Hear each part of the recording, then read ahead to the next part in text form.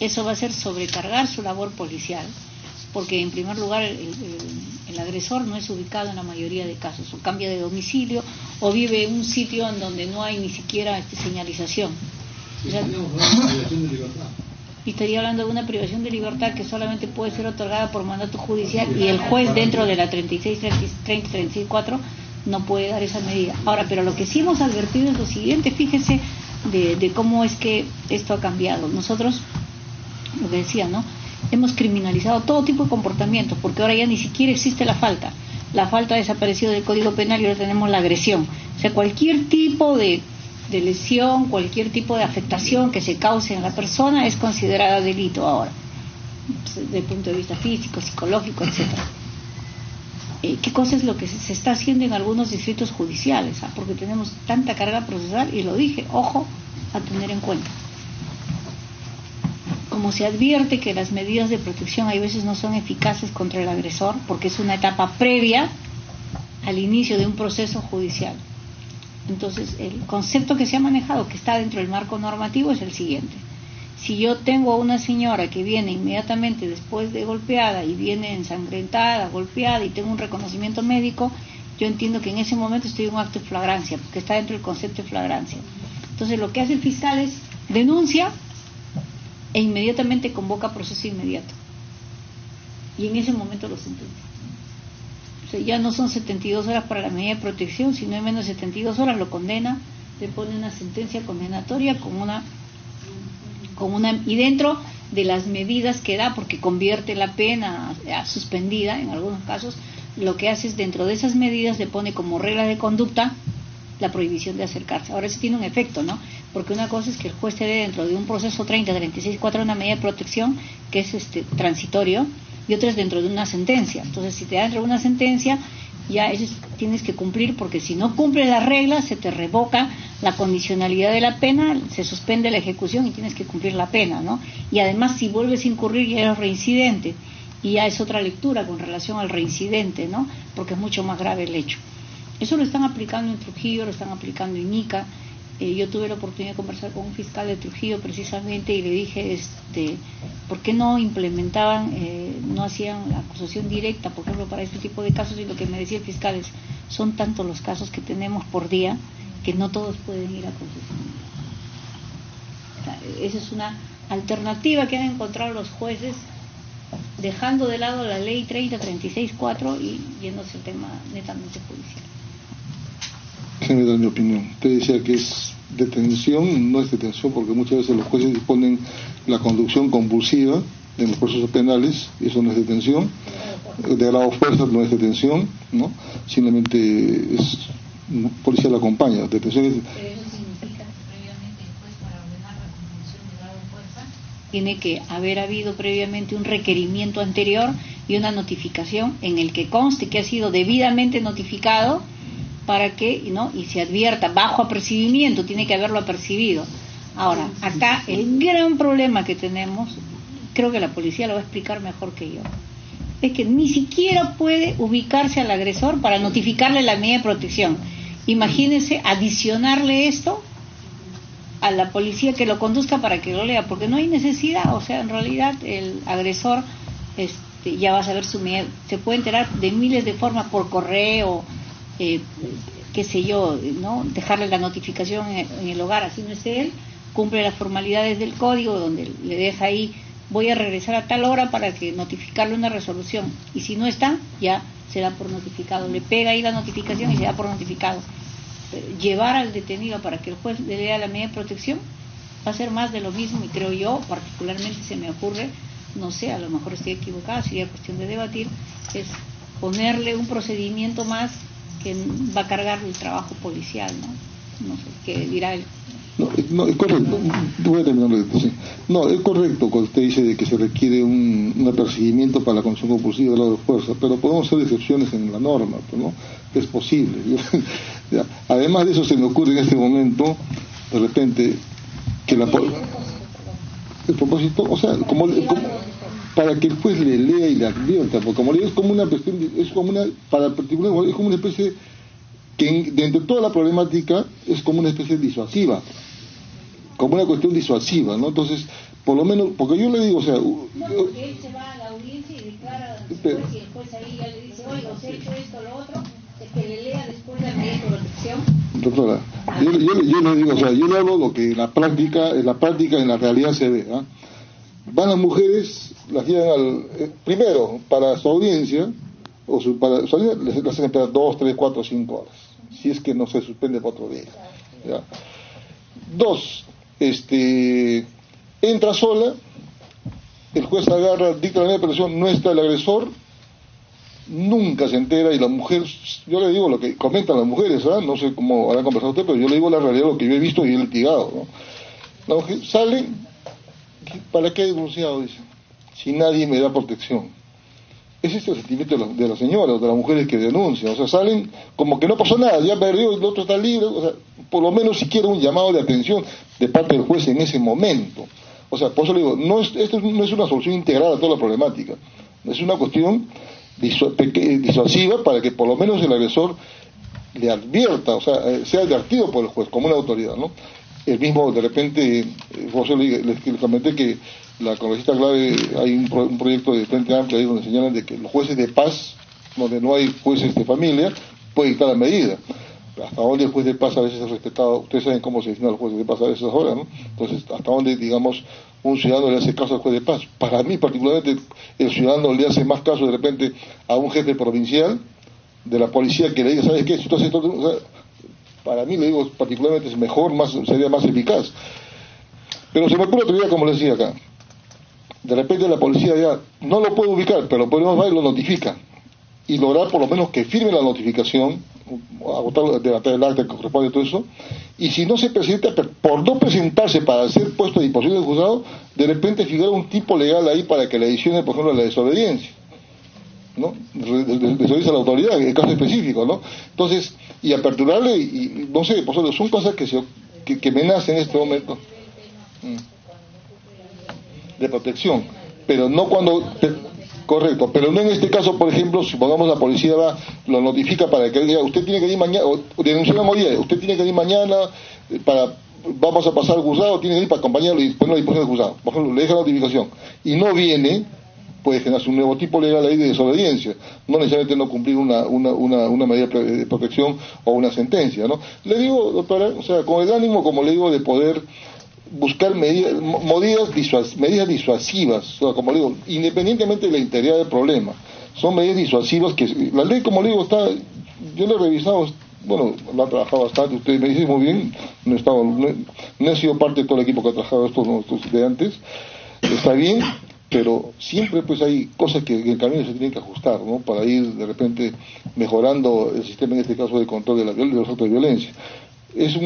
Yo, como le digo, me he permitido hacer esta mesa de repente para que, respetando la legalidad y por lo menos las sugerencias de ustedes, las ideas de ustedes, no podamos irnos más allá de una constitucionalidad, por ejemplo, ¿no? De esto que yo he presentado, yo he pensado plantearlo, esto que usted me dice, bueno, que la sentencia debería... de estos casos de violencia debería incorporarse en la ley, que los jueces deben dictar el tratamiento, también es otra cosa que se puede normar, aunque usted dice que hay jueces que lo están aplicando, pero no todos, ¿no?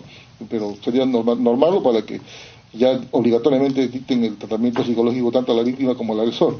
Pero yo le decía sobre ese tema, yo les comentaba, o sea, ¿cómo hacemos para hacer algo dentro de toda de la problemática, coronel? Soy congresista. Yo, inicialmente le había tratado de explicar cómo es que estamos organizados en la Policía Nacional y cómo es que viene funcionando. Pero sin embargo, ya vengo participando en varias mesas de trabajo, ¿no? Con los que están aquí presentes, con la doctora Berrío, con la doctora Tolentino, y efectivamente consideramos desde el enfoque de la policía que el papel importante del Congreso debería ser articular esfuerzos. Lo cierto es que hemos reconocido que todos y cada una de las instituciones comprometidas en la problemática hacemos esfuerzos y tenemos experiencias positivas. Y eso, en realidad, en muchos de los casos, hay un dispendio de recursos y hay un doble trabajo, ¿no? Sería bueno articularlos y en ese afán y en ese camino estamos. Lo cierto, como por ejemplo, el año próximo pasado, 2017, hemos podido capacitar a poco más de 2.000 efectivos en esta temática, en la cual ha participado el Ministerio de la Mujer, la Defensoría del Pueblo, el Congreso de la República y otras instituciones. Es decir, la capacitación de la policía ha mejorado en este sentido. La sensibilización también somos conscientes que hemos repotenciado, hemos mejorado en ese sentido para poder identificarnos con la problemática. Es un papel muy importante el que juega el varón ahora, porque el varón es el que debe identificar de que hay una igualdad de género, y en ese sentido la policía continúa. Y efectivamente en estos momentos, hace una semana, hemos iniciado un plan de supervisión por parte de las 8 comisarias especializadas de familia a nivel de las comisarías. Estoy hablando de las secciones de familia que existen en las comisarías básicas. Queremos conocer qué tanto hemos avanzado con la capacitación brindada multisectorialmente el año pasado, en qué estamos fallando para poder mejorar, pero un tema importante, y la ley lo prevé, es la participación del sector de educación. Necesitamos incidir en el nivel educativo, en los niños, comenzar desde ahí, y en ese afán la policía también está comprometido y estamos avanzando. A nivel de las comisarías especializadas de familia, a diario visitamos diferentes colegios en nivel primario y secundario, con la finalidad de hacer conocer no tanto el marco normativo, sino poder identificar de parte de los niños la igualdad de género. ¿Qué conducta es reprochable a nivel de la sociedad? Que los niños deben identificar de que no es una conducta normal de que pueda agredir a su compañera de aula, ¿no? de género femenino. Y de igual forma de la niña hacia el varón. Y creo que estamos avanzando positivamente. Coincido con la doctora Barrios, que se replican o si de repente se publicitan más hechos negativos y no se está difundiendo la labor positiva que viene dando respuesta el Estado a través de todas las instituciones. Hay una respuesta positiva que, si bien es cierto, falta que hacer algunos ajustes de articulación, pero la norma con la cual venimos trabajando y contamos ahora es una norma bastante completa. Es una norma que, si bien es cierto, ha sido dada ya casi 3 años, pero algunas instituciones faltan sumarse al esfuerzo. Hablaba la doctora Sarmiento de los lugares de refugio transitorio. ¿Qué es lo que pasa en la práctica? Hoy recibimos una denuncia a través de las comisarías, una mujer víctima de agresión. Tomamos la manifestación, pasa el reconocimiento médico legal, es evaluada por el psicólogo, pero lamentablemente debe regresar al lugar donde fue agredida. Y la respuesta puede ser aún mucho más violenta, porque está a la espera el agresor para cobrar revancha porque ha sido denunciado. Lo ideal sería contar con una casa de refugio, un lugar de refugio temporal que prevé la norma para poder ser trasladada a ese lugar. La policía en estos días estamos implementando también, haciendo un esfuerzo. Reconocemos, identificamos que tenemos un número reducido de personal para este tema, pero sin embargo el comando se ha permitido ahora tramitar e iniciar los mecanismos para que este tema de violencia de género contra la mujer sea una especialidad de parte de la policía. Y de esa manera, por la experiencia recogida en una mesa de trabajo con el Poder Judicial, evitar la alta rotación del personal. Quiere decir, personal que ha sido capacitado el año próximo pasado en el tema de violencia de género o violencia contra la mujer no sea fácilmente cambiado de colocación, porque se pierden los recursos que fueron utilizados para ser capacitados. Y en buena hora, en ese esfuerzo de trabajar juntos, el Poder Judicial nos ha hecho ver, ¿no?, de repente lo que estábamos fallando. Mucha rotación y se va perdiendo la parte de la sensibilización y la capacitación. Pero también ese gobierno regional, el gobierno local, que está comprometido en el tema, ¿verdad?, del refugio temporal. Y sentimos que en esa parte no se está cumpliendo con la norma. Porque, como le digo, lo lamentable es que el policía debe decirle, después de la denuncia, a la mujer víctima de agresión, regresa al lugar donde fuiste agredida. Porque la comisaría no es el espacio adecuado para que la víctima permanezca ahí. Y la ley sí lo prevé. Entonces, hemos podido identificar en el intercambio de experiencias que existe un espacio de riesgo, ¿no?, entre la denuncia que es presentada ante la policía y a la espera de que se dicten las medidas de protección. Tenemos una ficha de valoración de riesgo y en base a esa valoración que se hace en el marco de esta ficha, se le va a brindar una especial atención a las víctimas que tengan un riesgo severo. con el número de efectivos, aún no lo suficiente, pero se van a hacer los esfuerzos. Eso es lo que quería compartir con usted. Muchas gracias. ¿Alguien me dice? Doctor, ¿no? ¿Ahora, no? Sí, Sí, sí.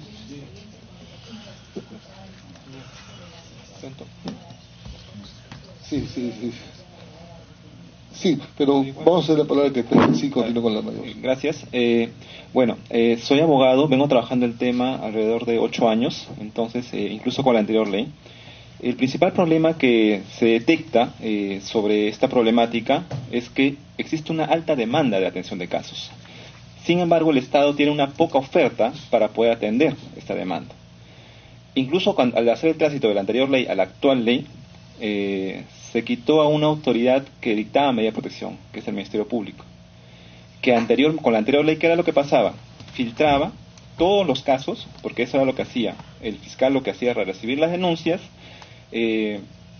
investigaba, obviamente en algunos casos dictaba medida de protección 48 horas, 72 horas, a veces a un mes, eso no se puede negar.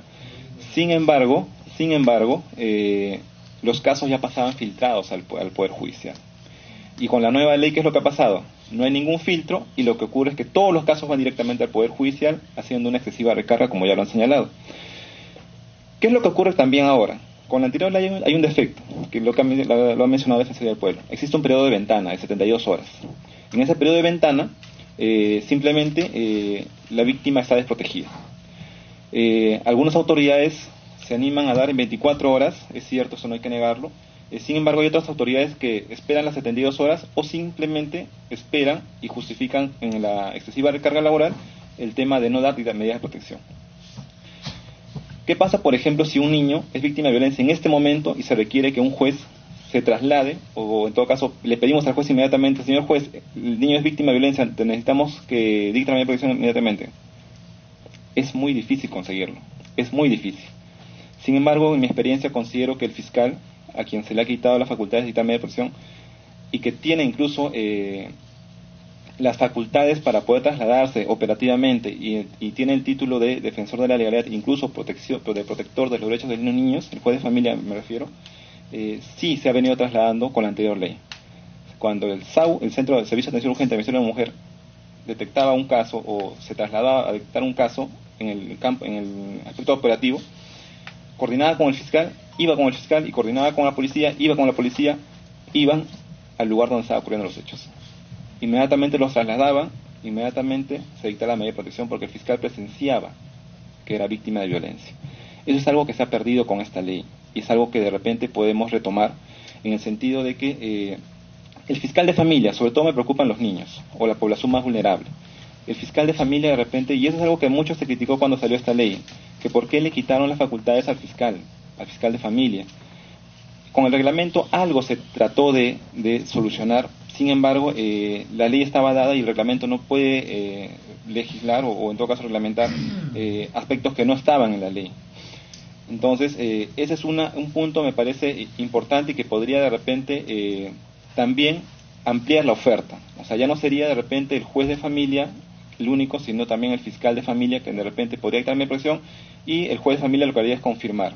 Es una idea, podría ser, lo que sí considero es que ampliaría la oferta para poder atender estos casos. El otro punto, para poder ejecutar las medidas de protección, ¿qué ocurre? Y es cierto, ya lo he mencionado, el agresor muchas veces recibe un oficio diciendo, usted va a ir a las terapias psicológicas al Ministerio de Salud. Sin embargo, nosotros en el Programa Nacional contra la Violencia tenemos el Centro de Atención Institucional, que también brinda lo que es atención psicológica o terapia psicológica para los agresores. Es cierto, en 2017 hemos atendido 1.689 casos y este año 736 casos, con bastantes eficiencia, se podría decir, porque hay muchas personas que están cumpliendo las terapias. ¿Qué es lo que esto genera? Que específicamente que el agresor reconozca las masculinidades que tiene que erradicar el machismo, que tiene que erradicar la violencia.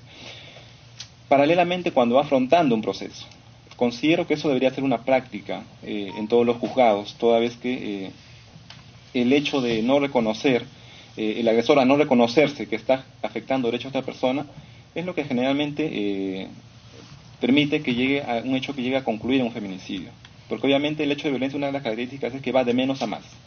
Siempre va de menos a más. Entonces, si es que con una medida de protección no se para la violencia o no se trata a este agresor, entonces simplemente va a seguir buscando la forma de generar más violencia. Y la siguiente vez que genere violencia va a ser con mayor intensidad. Entonces hay que ponerle, considero, mayor fuerza al tema del tratamiento del agresor. Entonces, en el reglamento se puso que los gobiernos locales y regionales implementen el tema de la reeducación para los agresores. Pero es algo que me parece que no se está dando fuerza. Al menos yo no he escuchado, y créame, tengo bastante experiencia en esto, no he escuchado que un gobierno local o un gobierno regional ya haya implementado un sistema de reeducación para los agresores.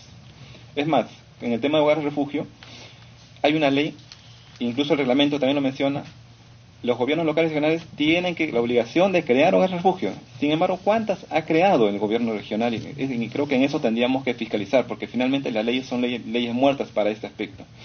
Porque si hacemos una fiscalización de cuántas, yo creo que no hay más de 50.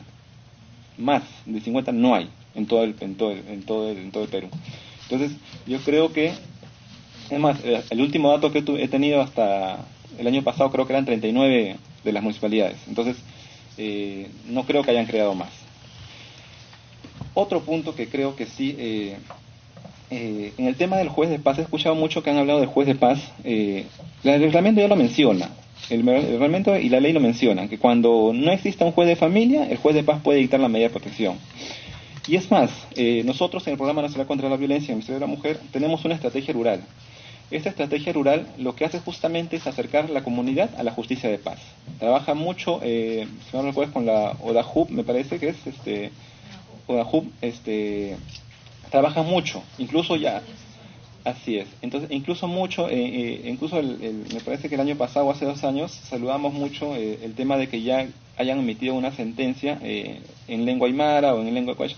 Entonces son aspectos positivos que en la estrategia rural se van tomando, y de repente reforzar ese aspecto, porque definitivamente el Perú es un país multicultural y se requiere que diversificar y que la justicia llegue a todos lados, no atropellando, sino simplemente tomando las costumbres y sobre todo dándoles la información para que puedan ellos, en el marco de sus buenas costumbres, poder erradicar la violencia.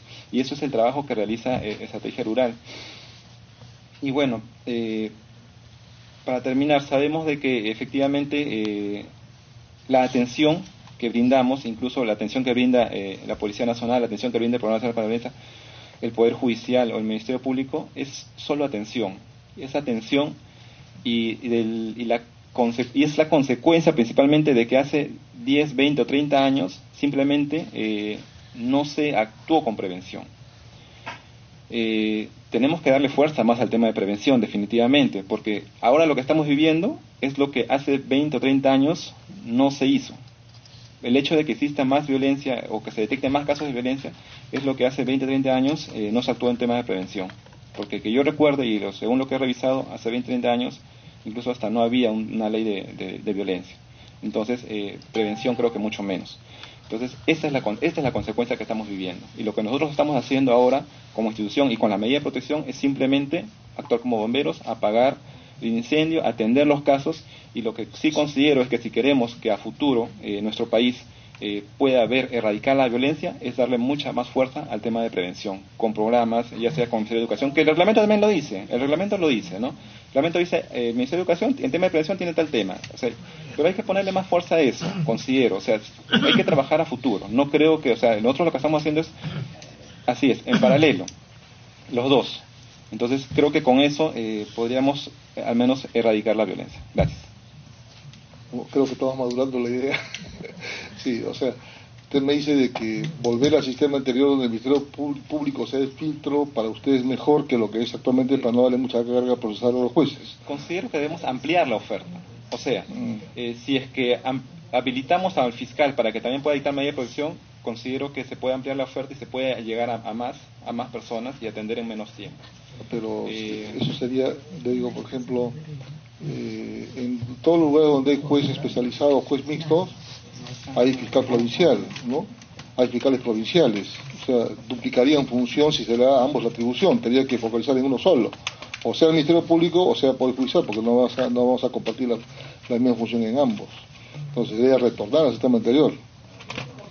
Solo que, o sea, estamos conversando, claro, claro, habría que dialogar, habría que profundizar, de repente, claro, porque el Ministerio Público tiene más personal, y en esos casos, porque a veces en los poderes judiciales hay un solo juez mixto que hace todas las funciones, en cambio un fiscal, a veces hay un fiscal y tiene dos adjuntos, o sea, tiene más personal que puede atender, ¿no? O sea, puede haber más oferta, por eso sería bueno madurar ese tema, no me parece mal, me parece más o menos...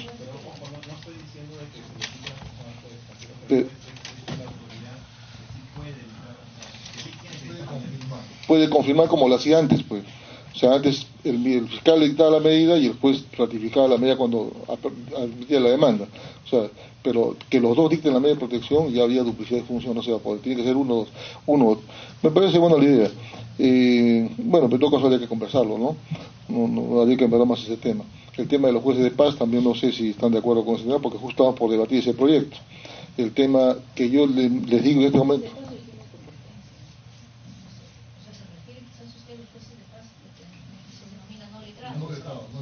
No letrados, claro, porque eso se hay en todas las comunidades, ¿no?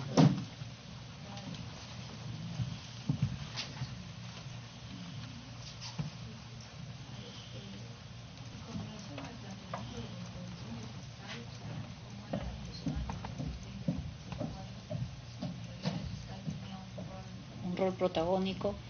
La evidencia es la siguiente, ¿no? La ley orgánica del Ministerio Público, que es el decreto legislativo 42, establece que el rol de fiscal es la protección de la mujer y del niño, ¿no?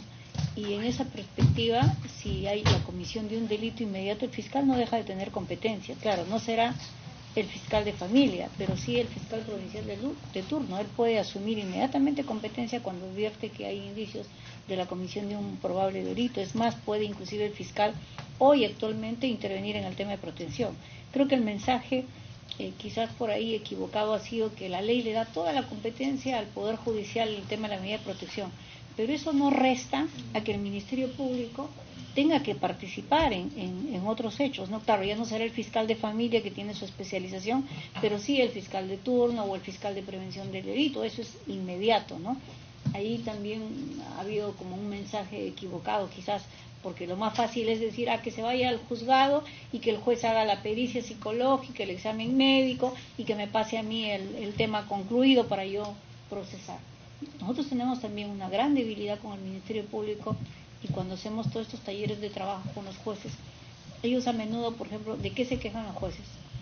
De que terminan la medida de protección, dicta y la carpeta la remiten al Ministerio Público y en muchos casos el Ministerio Público, de manera errada, que ya hemos superado en gran parte, le devolvía y le decía, no me has calificado el tipo penal, no me has acompañado el reconocimiento médico, no me has acompañado la pericia psicológica. Oye, espérate un momentito, ese es el rol del Ministerio Público frente a la comisión de un delito. Lo que el juez está diciendo, esto es lo que tengo y yo he dado mi medida de protección. Entonces, a ti, fiscal, te corresponde complementar lo que tú consideres para que plantees tu estrategia de tu caso, ¿no? Pero todos esos lenguajes que hemos tenido quizás se han ido poco a poco superando, ¿no? Aún tenemos esas debilidades. Con la policía también hemos tenido mucho conflicto en ese sentido inicialmente, ¿no?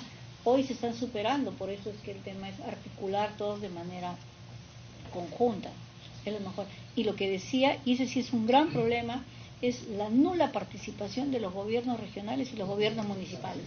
Eso es lírico. ¿Sabía usted que en los gobiernos regionales hay muchos que no han dictado ordenanzas regionales? Porque cada vez que yo viajo a un distrito judicial, yo cito a todas las autoridades y nos sentamos en una mesa de trabajo, porque yo como Poder Judicial digo, bueno, pues quiero ver en qué me van a apoyar ustedes, porque el marco normativo señala que ustedes tienen la obligación de hacer esto, la línea de prevención, porque yo tengo una responsabilidad como Poder Judicial. Yo les he llevado, algunos ni conocían su gobernanza regional, ese es del anterior periodo, este es su ordenanza regional, esta es su ordenanza municipal, usted ha dictado tantas ordenanzas y quisiera saber cómo se ha materializado. No pasan del discurso de la publicidad, de sacar los globitos y decir no a la violencia contra la mujer, de hacer el desfile y decir luchemos contra la violencia, pero más allá en concreto, ¿no? Y ahí sí hay un rol que, por ejemplo, por parte del legislativo es una